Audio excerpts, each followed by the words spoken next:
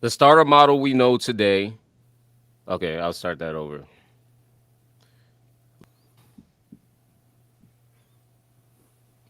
The startup model we know of today has evolved since the 70s, creating some of the highest value companies in the world.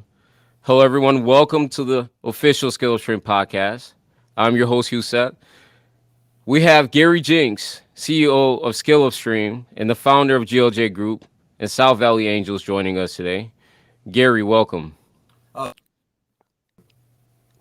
So let's dive right in, Gary. And I like to start off with what is the startup model? well, that's a good place to start. Okay.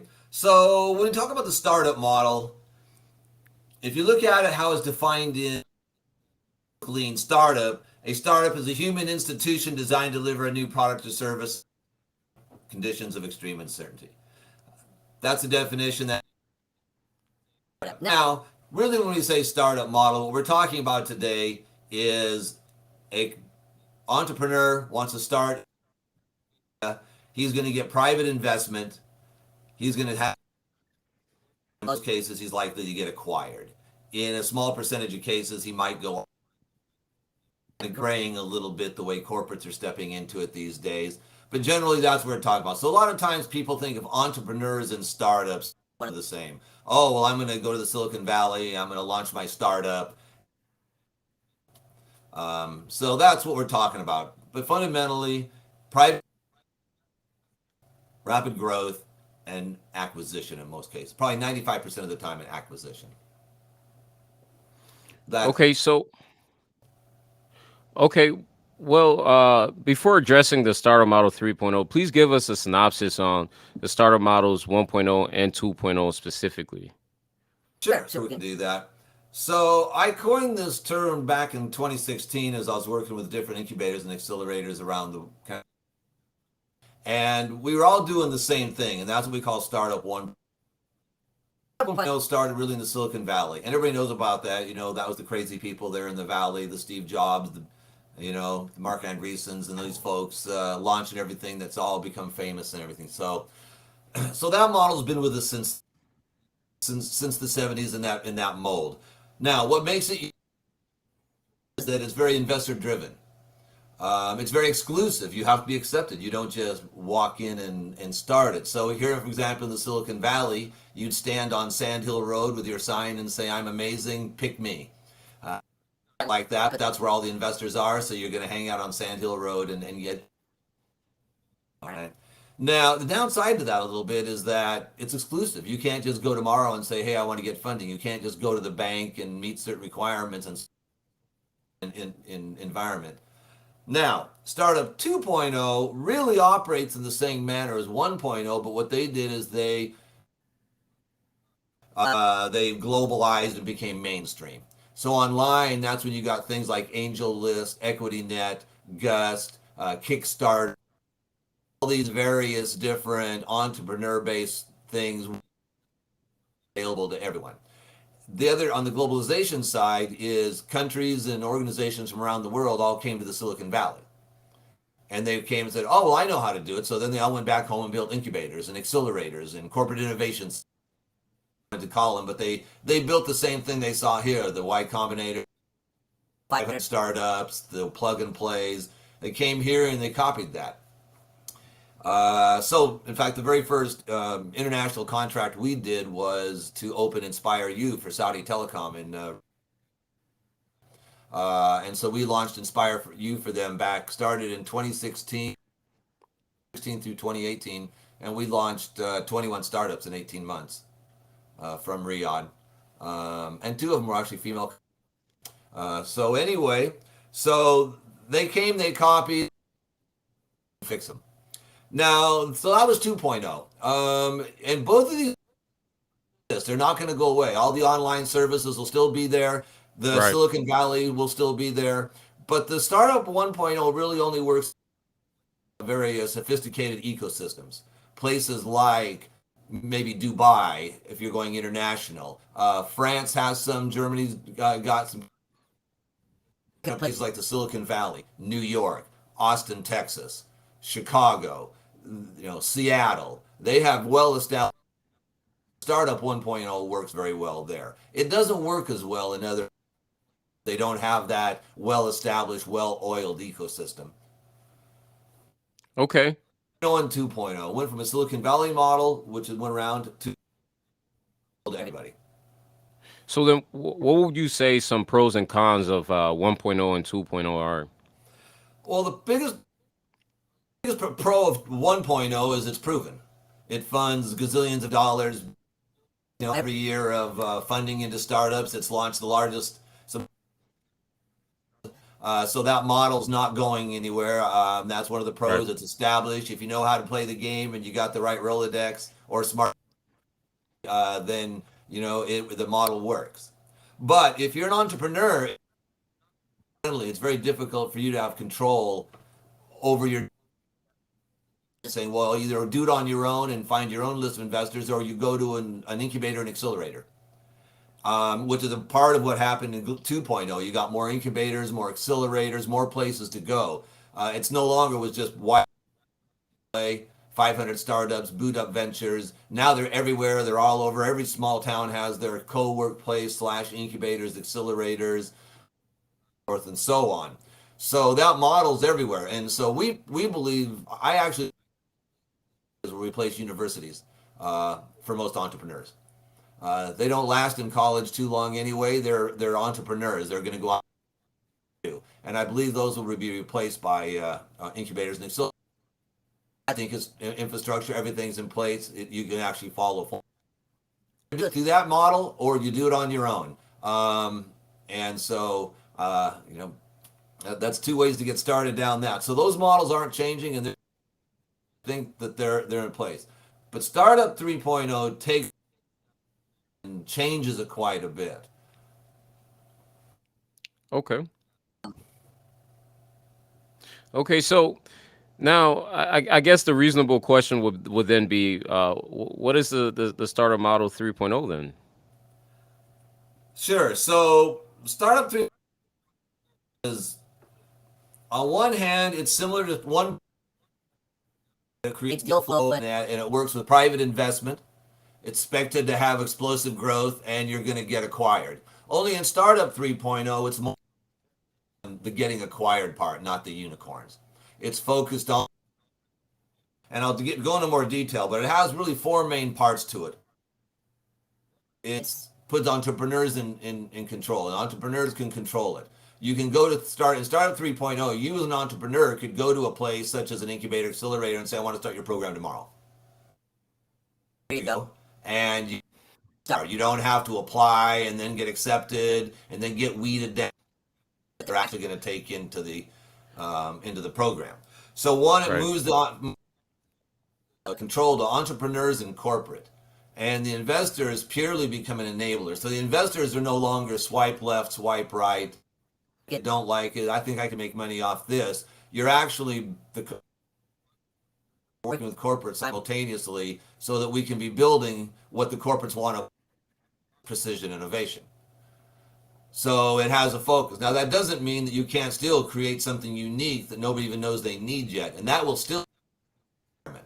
But it allows us to have a different approach to be able to have more precision, and it has a different way that it's done. So that's part of it. So the second part is more organized development and increased angel investing in early stages.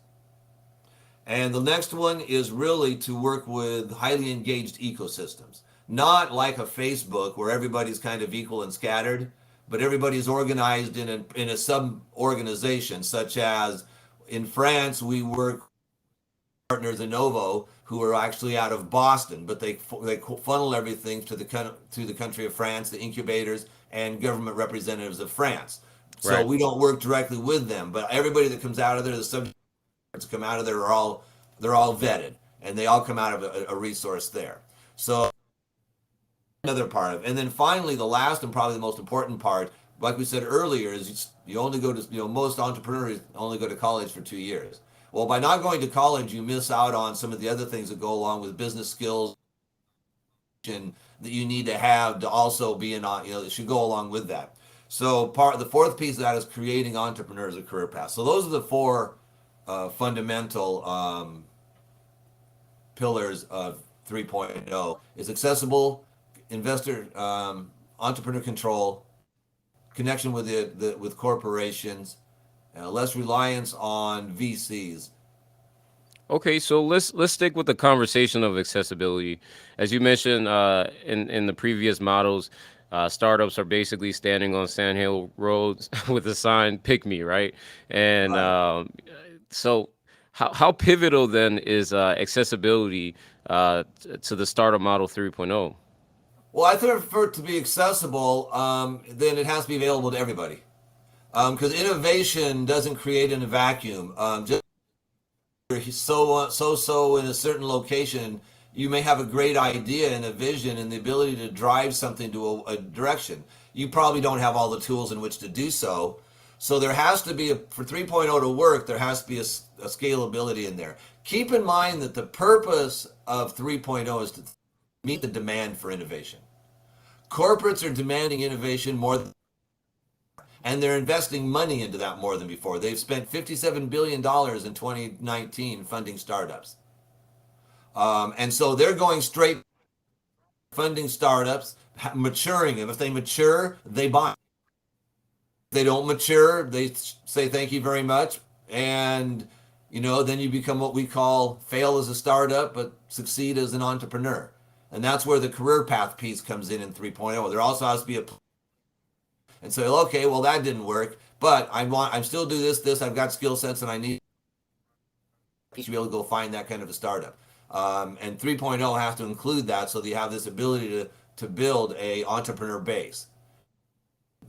LinkedIn's trying to do that, but their model's not built for that. Broker, dealer, employee relationships, not entrepreneurs all over the place and do all sorts of different things and are hard to track and don't do anything long enough to fit their model. They're trying to do that, working on it, but 3.0 will come with that inherently as part of it. So accessibility, the most critical part of it, accessibility and engagement, the ability to have access and engage. Okay, so it seems as if the overarching goal here is innovation, or at least that's the focus of the 3.0 model: innovation, corporate innovation. Now, with that being said, there seems to be a correlation between Startup 3.0 and SPACs. Would you agree with that?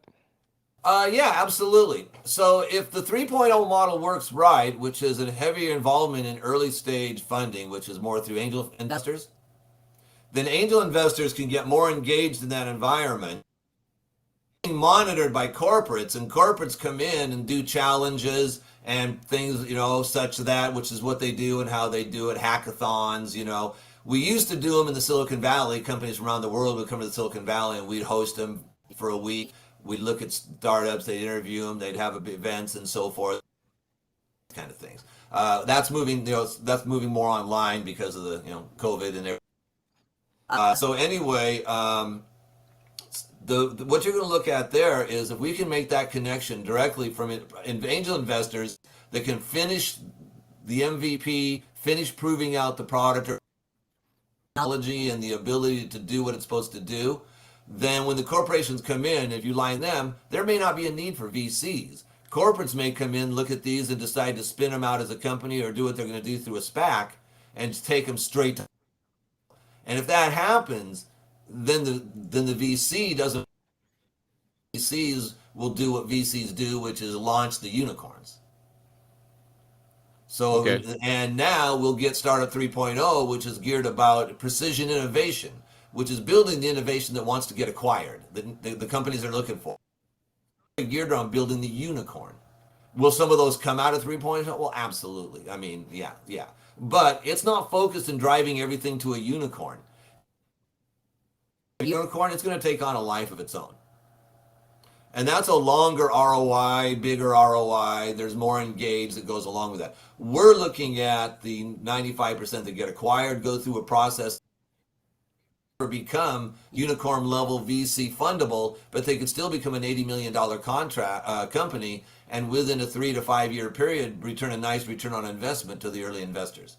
So we believe 3.0 really takes it to the next level, where it's more of a process. The problem run in doing that is It's not the problems people problems where oh well, we have to have better startups, we have to train startups better, we have to teach them better, we have to connect people better, we have to do all these kinds of things. Those are today's problems, and there's a lot of people working on that. That's the purpose behind incubators. You can go to an Right. incubator accelerator anyway and get into an ecosystem and be Yeah. connected, and they'll do that and so on. Those really aren't the problems we're solving. The problems we're trying to solve with 3.0 is really global collaboration and execution from idea to commercialization. And that's where the accessibility. Everybody has to be able to get involved. Um, we need to be able to leverage cloud and AI, efficiency and effectiveness with one-on-one engagement. Real innovation and real ideas and the real things that get funded by investors don't just happening by swiping. Still like to look eye to eye. They want to shake hands. They want to Right. get to know who they're investing in, and so that has to happen. But it has to happen in a manner that's scalable to meet the demand. It can't just be 20 companies a month. It has to meet. There has to be a method for corporate of which to do that and do that. And then, of course, the final piece of that is you have to be able to establish that entrepreneur career path, training, planning, recruiting, startups that are being built to find resources that understand how to work in a startup, get paid. All startups are hiring. They're just most aren't paying. So you know what the difference is Okay. between a pizza and a startup, right? Oh yeah, I'm aware of that one now. But Yeah, yeah, m- yeah. A pizza will feed a family of four. you're right. So, as a startup, when you're trying to build your team, you won't have the resources to pay them. But if you have resources to do what you want to do in the space you want to do, can immediately bring experience. The startup model already that would rapidly allow you to spool up in a much quicker environment. Okay, So so those are the real problems that have to be solved. okay, and I want to raise another one actually.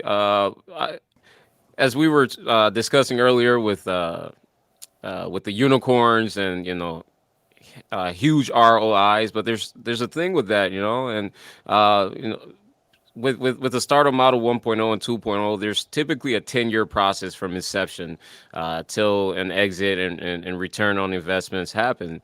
So these models also come with a ton of uncertainties and failures along the way.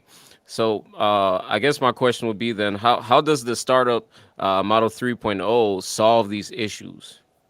Well, it does in a couple manners. One is the startup's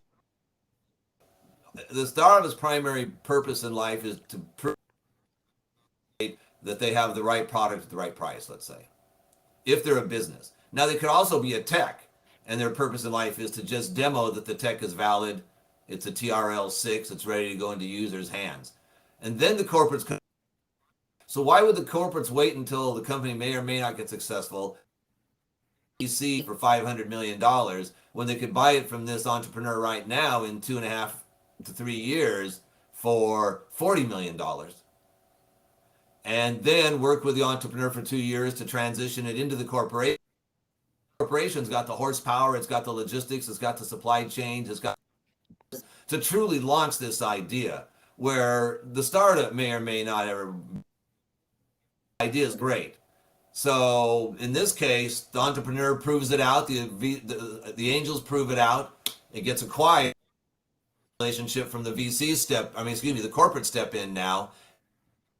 They have the ability to turn it into production tomorrow if it's a hardware product, put it into 400 stores if it's a retail product. They've got the horsepower to do it. It's a slightly different model. Right. Okay. There's So no VC required to spool up there to get it there. right. Right. Now, Gary, I like to quote you on an interesting statement I Oh, hear you say often. And so, quote, fail as a startup and succeed as an entrepreneur, end quote. Now, how does this relate to the startup model 3.0? well, because most startups will fail, and in order to meet have to build ideas, and you have to have a lot of ideas, and you have to these ideas out into it. So people think about, oh, I've got something that's really innovative. Well, that may be, but it's only innovation if somebody's using it. If it doesn't get Right. commercialized and get put into somebody's hands, it's not an innovation. It's still just an idea. Now there's a lot of ideas and there's a lot of ways to form an idea. This fundamentally similar idea going after something, and the real solution may be neither one of them. None of them by themselves are a company I would fund. But if all 10 of them got together and created one company, I'd fund it in a heartbeat tomorrow by noon. How do you do that? How do you get that common idea and get them in the same room at the same time so they bump into each other? On board, I agree. At the end of the day, it's, oh my God, look at this. We got a company of 20 people. What the heck are we going to do now? You know, where that I think that comes together. There's a vacuum of for entrepreneur style people in the startup world. It doesn't have a lot of people that have experienced it. Like in the Valley, one of the reasons Silicon Valley is successful is there's decades of experience in the Valley from my people like my 20 years, uh, to young people. It's always been part of their vocabulary. And so it works real well here. A lot of people are experienced on how it works, how to make it work, and they understand the fundamentals. Most of the world doesn't understand that. But if you can get yourself in people around you do, you will learn it fast. And that's kind Right. of where that 3.0 and fail as a startup and succeed as an entrepreneur comes in. Okay. So, Gary, why does 3.0 exist, and what role does Scaleupstream play in this? Okay, that's a good one. So Scaleupstream is a tool that actually allows this to happen in simple terms. So again, if you take a look at what we're trying to do, we're trying to solve the demand, address the demand for innovation that corporates are trying to buy. We're going to push this unicorns off to a side. We're going to leave them off of the island. They can do their about in Newsweek. Maybe be part of a couple of them. Who knows? But what we're really going to focus on is this large machine of of demand. I've got to have what's going to be the next hottest thing in a smartphone. I've got to have the next this, the next this. AR, VR. I've got to have. I mean, it's coming. Everybody wants something. I need motors. I need things that do this. We're in the same position to 1990s when the computer was starting to hit everybody's desk at home that actually could connect to the internet at 3400 baud. Anyway, so that's where we are today with what's coming with the technology right now. We know it's going to bring amazing things. We don't necessarily know what it's all going to look like. Now we're today than we were then, Right. but it's still coming. It's a green field. There's a lot of things coming and a lot of things going to happen. And top of the leading edge of it, and they've got to have it now, or you'll get uh, you know, Moore's law of 18 months. Man, you're talking 6 months now. Everybody's got to have things. So this demand and startups and corporate have already made the transition. They're already funding startups. They're already they already have all their incubators. They all have all the Fortune 500 have arm that fund startups. When we worked with Saudi Telecom in Riyadh, their venture arm was STC Ventures, Saudi Telecom. So STC and STC Ventures, no surprise there. Just like any large telecoms or anything here in this country. So they are, and it's going to be easier and better find the innovation outside, acquire it, and then just tighten it up with your engineers that really know how to make it work. And you're just going to see more of that coming along.